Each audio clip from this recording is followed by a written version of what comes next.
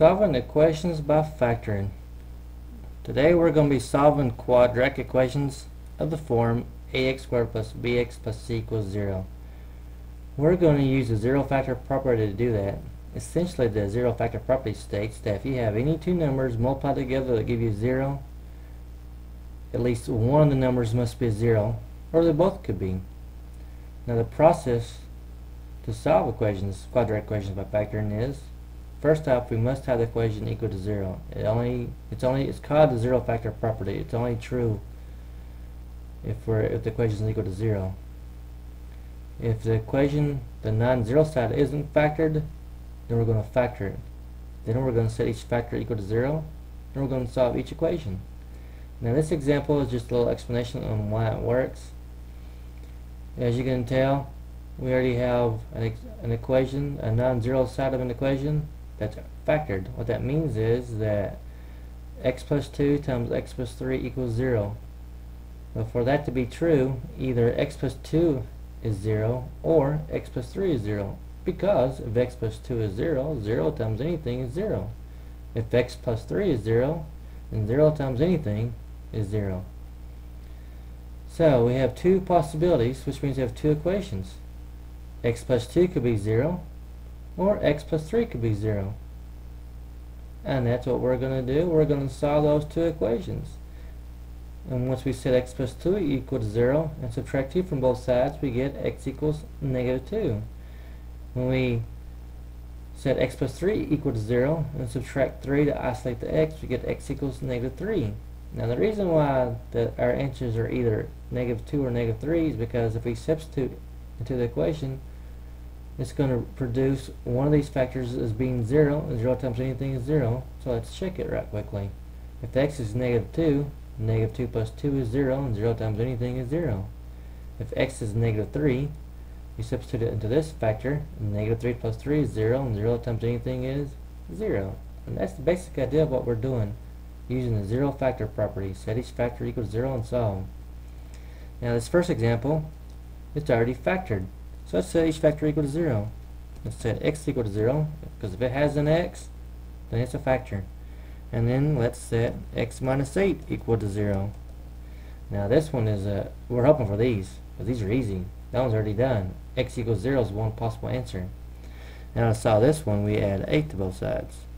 When we add 8, we get x equals 8. And there's our two answers. X equals 0 or x equals 8. Now sometimes certain systems may want you to write the answer in a certain way, and so braces usually suffices for that. Now this problem is a little different in the sense that it's not factored. We need a product. And so what we're going to do is factor first. Now this is going to be a review of factoring. Look for a GCF in all three terms. There isn't one. And by the way, we're totally ignoring the right side. We're looking at the left side. No GCF. Do C squares. Draw two parentheses. We're going to do the first and the last. What times what is x squared? X and x. What times what is 3? 1 and 3. That's the only possibility we could try. What times what's a positive 3, such that when you add them you get a positive 4? Well, that would be a plus 1 and a plus 3. Now that it's factored, we're going to set each factor equal to 0. And solve. Subtract 1, and we get x equals negative 1. Subtract 3, we get x equals negative 3. Let's do a few more. Like I said, this is a review of factoring. Now for this one, if you notice, we don't have a GCF, but we do have squares, and I treat squares all the same way. I draw two sets of parentheses and I do the full method backwards, which I call, we think what times what is x squared? What times what is negative 25? That'd be a negative 5 and a positive 5. This is also known as the difference of two squares. Now once we have it factored, we can set each factor equal to 0, which gives us two equations to solve. We're going to solve this equation by adding 5 to both sides. We end up with x equals 5. We subtract 5 from both of these sides, which leaves us with x equals negative 5. Now in this one, even though I see squares, Doesn't mean I'm going to draw two sets of parentheses because I see a GCF. I always got the greatest common factor first. In this case, it's 9x. So I'm going to write down a 9x in front of one set of parentheses. The GCF method only has one set of parentheses. See what goes inside the parentheses. Let's divide each part of the expression on the left side, or each part of the equation that's found on the left side, by 9x. These 9's cancel. The x goes in x one time, leaving an x. 9 goes in 18 two times, and these x's cancel, so we're left with x minus 2 inside parentheses. Set each factor equal to 0. We have two equations to solve once again. Divide by 9 to solve this one for x. And we have x equals 0. Add 2 to both sides of this equation. We get x equals 2. Those are two answers. Now this one, there isn't a GCF in all four terms. So the process I'm going to use to do this is grouping. We're going to group the first two and the last two. The reason why we group the first two is because they have an x in common. The last two have a 3 in common. So let's do this by the grouping method, which means we're going to factor out by the GCF method. For the first two terms, we have x, and then we divide out the x, we have x plus 2. For the next two terms, we have a 3, and we divide by 3, we have x plus 2 also. We must have x plus 2 inside parentheses because that's our next GCF. So we're going to take out that x plus 2 inside the parentheses. Some people like to mark it out. When you mark it out, x plus 3 is left over. Since our equation is still equal to 0, we're going to set each equation or each factor equal to 0, and we're going to solve. We're actually going to solve both by subtracting. First one we get x equals 2. The next one we get x equals negative 3. I should have said we get x equals negative 2 for the first one, and then x equals negative 3 for the second one. I'm going to put a little line there to mark it off from this one. This one, GCF, which is an x. Divide out the x, the same as taking out an x, and it leaves x squared minus 6x plus 8 equal to 0. Now see squares, big indicator is going to continue factoring. Two sets of parentheses. What times what is x squared? X and x. Watch this one. What times what is 8? The first thing I think of is 2 and 4. It almost always is the first thing you think of. What times what's a positive? Either two positives or two negatives. That sign tells you what it has to be. Now the reason why it is that, because if I were to check it, all I'm checking is the middle term with the outers and the inners. These are the outers, which gives us negative 4x. These are the inners, which gives us negative 2x. Negative 4x and negative 2x combine together to give us negative 6x. I'm going to now set each of these factors equal to 0. Gives us 3 equations. This one's already done. We're going to add 2 to this one to get x equals 2. I'm going to add 4 to this equation to give us x equals 4. I'm going to drop this equation on down, and I'm using the word or because the x could either be 0 or 2 or 4. Now this one, this is mainly for future references, for future classes.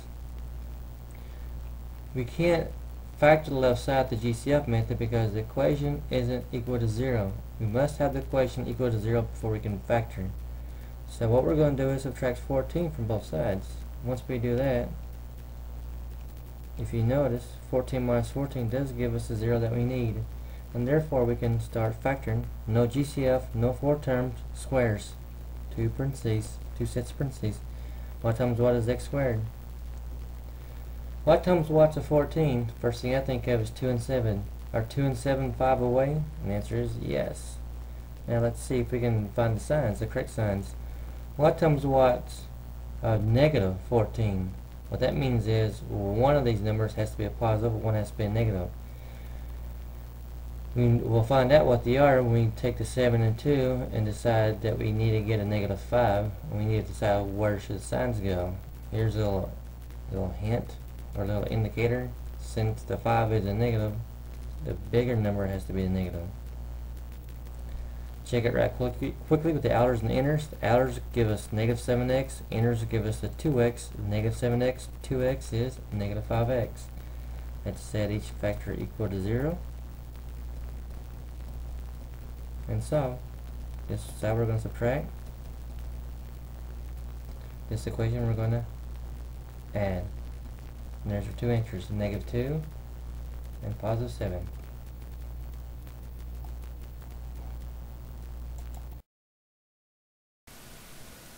Now let's do these three. They might be a little bit more challenging, so let's see what happens. Once we look at this one, we see that it's not factored, because we don't have factors times factors equals 0. So we're going to have to factor the left side. When you look at the left side, you'll see that both of these terms have an x in common. So that's our GCF. So we're going to divide each of those terms by x to see what goes inside the parentheses. Now x is going to cancel one of those x's, leaving x squared. These x's will cancel, leaving x squared minus 25. Now, anytime you see in parentheses, you see a square, that probably means it's going to factor further. So anytime you see squares, think of the method. So if I see squares, I'm going to draw two sets of parentheses. I'm going to do the first and the last. This is actually a difference of two squares. If you don't recognize that, do first and last. What times what is x squared? X times x. What times what is 25? 25 is a perfect square of 5. What times what's a negative? A negative and a positive. Let's bring down the x, because we can't forget about that, because it's a factor. Bring down the equals 0. So now this is what we have. We've got three different x's, which represents three different factors. We're going to say each factor equal to 0.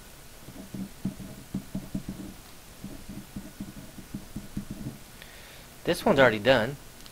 And this one, we're going to add 5 to both sides because we're solving each equation for x, which means we're going to isolate the x. This one we're going to subtract 5 from both sides to isolate the x. And there's our three answers for that problem. Now let's do this next one. Notice it's already said equal to 0. Left side isn't factored, so you got to factor it. Looking for GCF, I don't see one, don't see 4 terms, so it's not grouping. I see squares. Looks kind of difficult, so I'm in doubt. Whenever I'm in doubt, I'm going to do the AC method, which means I'm going to come over here and take 5 times -14, and I'm going to end up with a -70. Because we're doing the AC method, AC. We need to rewrite -70 such that into factors such that when we add them we get a positive 33. Well, since we have a -70, we're looking for factors multiply together to give us -70. That means that one of those must be a negative, one must be a positive. So keep that in mind. Start the 1 and 70. Does that give us 33? No. 2 and 35. Can we get 33 from those? Yes, if they're different signs, because that's a negative, we know they gotta be different. We need one to be positive, one negative. Since that 33 is a positive, I'm going to make the bigger number a positive and the smaller one a negative. Therefore, what that means is I'm going to rewrite 5x squared plus 33x. I'm going to rewrite the plus 33x as minus 2x plus 35x. Then we'll just keep on bringing down the equal 0. I'm going to mark this off so you don't get it mixed up. So now I got 4 terms. I'm going to do grouping. These two have an x in common. These two have a 7 in common. See that plus sign? I'm going to keep it. So let's write down the x. Just divide each of these by x. X goes into x, cancels one of those, leaving 5x. These x's cancel, leaving minus 2. I'm going to write down the plus 7. I'm going to divide each of these by plus 7. 7 goes in 35 5 times, leaving 5x. 7 goes in 14 2 times, leaving 2. Don't forget that minus sign. Equals 0. Getting closer, we're not done yet. I gotta have something times something equals 0 before I can solve this equation. Anytime I got a plus, I gotta keep on going, which means I gotta keep on factoring by grouping. What's inside parentheses is a common factor, 5x minus 2. When we take that out, or divide it out, x plus 7 remains. Bring down the equals 0. Now I have factor times factor equals 0. It's what I want. So now let's set each factor equal to 0. And let's solve each of these equations, 2 equations. I'm going to add 2 to isolate the x term. I'm going to divide by 5 to isolate x. So one answer is x equals 2/5. Yes, you can have fractions. Over here we're going to subtract 7. We get x equals -7. So that's our two answers. X equals 2/5 or x equals -7. Now let's do this last one. This is probably the most difficult one. Before we can do anything as far as factoring is concerned, we need this to be in the correct form. ax squared plus bx plus c equals 0. And it's not. So I need to do what I can, do any algebra I can to get this in correct form. What that means is I'm going to distribute the x. X times x is x squared, and then x times -3 is -3x. And then bring down the equals 40.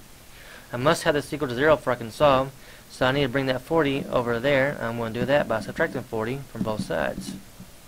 We end up with x squared minus 3x minus 40 equals 0.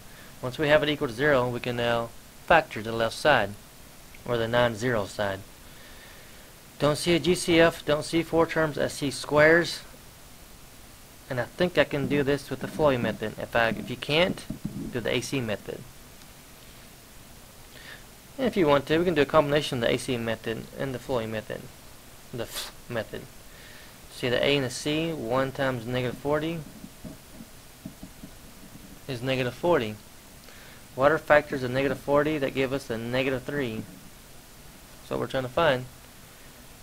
Let's see, 1 and 40, that won't do anything for us. 2 and 20, that won't. 3 won't go. 4 goes 10 times, but that doesn't work. 5 and 8 gives us 40. They're 3 apart. We need a -40. One's got to be a positive, one's got to be a negative. Since I need a -3, the bigger one's got to be the negative. And guess what? This is how this factors. What times what is x squared? X and x. What times what's a -40? That gives us a -3. Well, it's over here. Plus 5 minus 8. The reason why I can do that is because there's a 1 in front of the x squared. If the a is a 1, this is all you got to do. If the a isn't a 1, then you got to do all that other work, the grouping method. So, let's set each factor equal to 0. Solve each individual equation. We're going to subtract 5 on this side, and we're going to get x equals -5. We're going to add 8 to this equation. We're going to get x equals +8, and we are done.